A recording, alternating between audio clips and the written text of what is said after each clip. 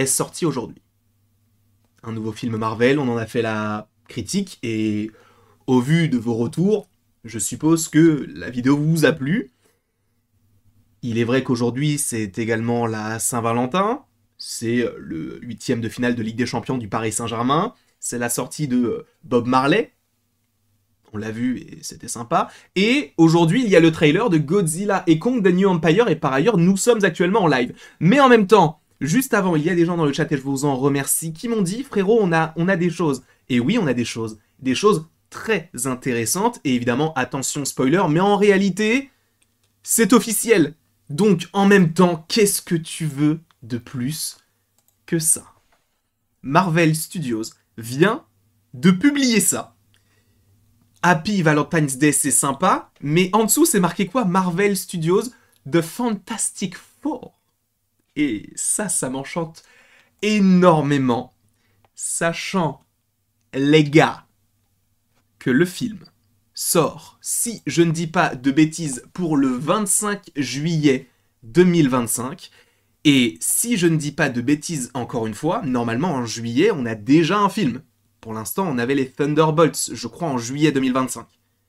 Il va supposément être décalé. Peut-être que Captain America, lui, sera décalé à mai. Et donc que ça se fera de cette manière-là. Et que les Thunderbolts soient décalés à septembre. Et que Blade ne bouge pas. En tout cas, on l'espère. On a un petit robot, déjà. Alors, je ne sais pas comment il s'appelle, mais on a un petit robot. Ensuite, vous le voyez là, on a Pedro Pascal, qui jouera bel et bien Mister Fantastique. On l'a dit près de 15 000 fois. Mais là, il est là.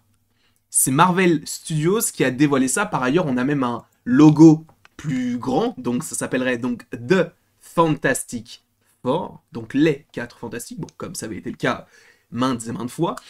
Mais là, moi, ce qui va m'intéresser, c'est les petits détails qui sont glissés sur cette image-là, et à mon sens, c'est hyper intéressant, puisque, dans un premier temps, comme je viens de vous le dire, donc on a Pedro Pascal, qui jouera bel et bien Mister Fantastique, sachant qu'on voit son pull, ça fait assez rétro, c'est bizarre ça, alors qu'on avait dit que le film pourrait se dérouler dans les années 50-60. Je ne dis pas qu'on a raison, je dis juste qu'il y avait des théories sur la chaîne qui parlaient de cet aspect-là. Ensuite,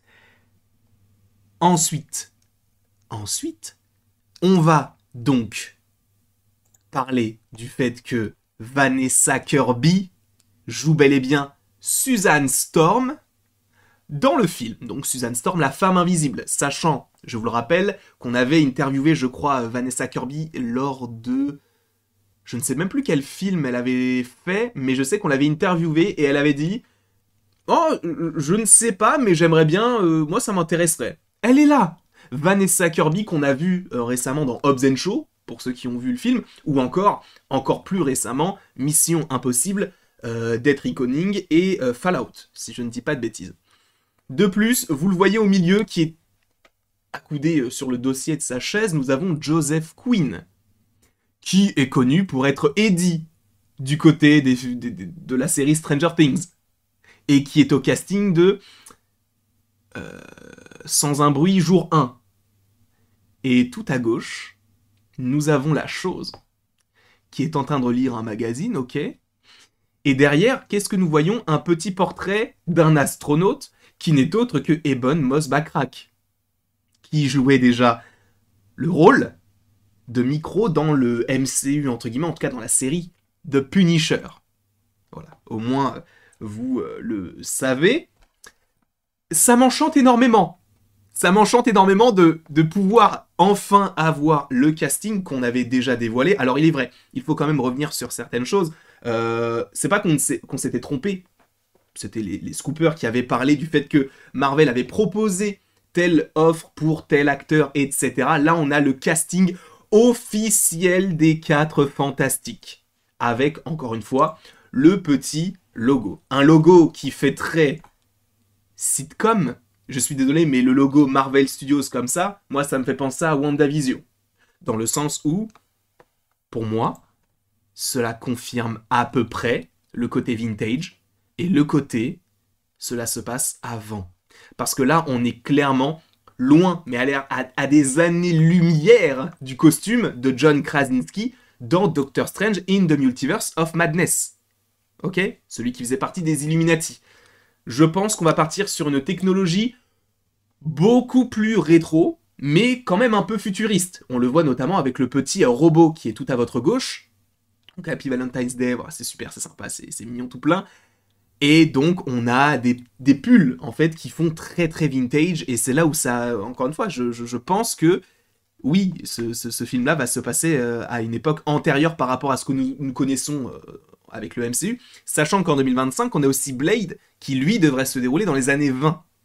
Sachant, et ça je vous en avais parlé, qu'a priori il est possible que ce projet-là, eh bien, se déroule dans un autre univers, pour plusieurs raisons. Première raison, si cela se déroule bien dans les années 60, pourquoi, dans le MCU actuel, on n'en a fait aucune mention? Et des films dans ces années-là, ou en tout cas un petit peu de manière antérieure, on l'a évoqué, hein, que ce soit avec du Ant-Man et la Guêpe, etc., avec notamment Michael Douglas qui interprète Hank Pym. On en a eu des occasions pour évoquer cette époque-là, et encore. Ça remonte à quand même assez loin. Mais, ce qui serait très intéressant, ce serait qu'en fait, ils viennent d'un autre univers, parce que je vous rappelle, attention, énorme spoiler concernant le film, mais il y a d'énormes rumeurs qui parlent du fait que ce film donc se déroulerait dans un autre univers, mais dans un univers où on a Galactus, qui serait l'un des méchants du film. Et sachant que lorsque Doctor Strange découvre les Illuminati, et qu'il découvre donc le professeur, pas le professeur Xavier n'importe quoi, Mister Fantastique, il ne semble pas le connaître. Alors que, s'ils étaient véritablement des super-héros de l'époque, on aurait eu des comics, des produits dérivés sur les persos, on en aurait entendu parler. Là, ce n'est pas le cas. Du tout. Et pourquoi je te parle de comics? Parce que pour Captain America, c'est le cas, par exemple. Même autre, du côté de la Fox, dans le film Logan, on a, je crois, X-23 qui lit un comics qui est en lien donc avec les aventures de Wolverine. Donc ça montre qu'ils sont médiatisés, qu'il y a des choses qui se sont faites sur leur dos, tout ça. Eux, on n'en a jamais entendu parler. Ce qui serait même bien, c'est qu'on ait le Baxter Building qui soit supposément à l'endroit où il y a la tour des Avengers, dans notre réalité. Ce qui m'amène à dire que ce film, s'il est dans une autre réalité, va nous mener à Secret Wars. Je vais très loin, je le sais. Et toi-même, t'es en train de te dire, attends, là tu pars d'un pull. Un pull qui te mène au fait que c'est sûrement un film qui se passe avant. Mais si ça se passe avant, on les a jamais évoqués dans le MCU, donc ça veut dire qu'ils sont supposément dans un autre univers. Mais qui dit autre univers, dit possiblement Secret Wars, parce que Secret Wars, c'est l'apothéose du multivers. Et c'est ce qu'on devrait avoir normalement, en tout cas pour l'instant, en 2027. Donc déjà, on part là-dessus. Galactus, un héros, AUT, hein, bien sûr, donc un messager qui soit là pour les affronter eux, ça va être dantesque. Et juste le casting, moi, me plaît. Je ne sais pas ce que vous en pensez, n'hésitez pas à me le mettre dans les commentaires. Pour rappel, le film sort le 25 juillet 2025. Et ce qui est fou, c'est que si je ne dis pas de bêtises... Attends. Si je tape deux mots, Superman Legacy... Ah non, lui il sort en juillet. Donc le même mois, on a Superman Legacy et les 4 Fantastiques. Je vous remercie beaucoup d'avoir été présent. Juillet, même 2025, année de folie. On dit ça chaque année, mais tout est décalé à chaque fois. Et sachant que ce film était prévu en mai, qu'est-ce qui sortira en mai? Je pense que ce sera Captain America Brave New World. Je vous remercie d'avoir regardé cette vidéo. N'hésitez surtout pas à l'aimer, à la partager, à la commenter et à vous abonner si ce n'est pas déjà le cas. Et après tout ceci, il ne me reste plus qu'à vous dire à la prochaine pour la prochaine. Je te le dis, ça va être cette journée, elle est vraiment, vraiment, vraiment bizarre, mais elle est géniale en soi.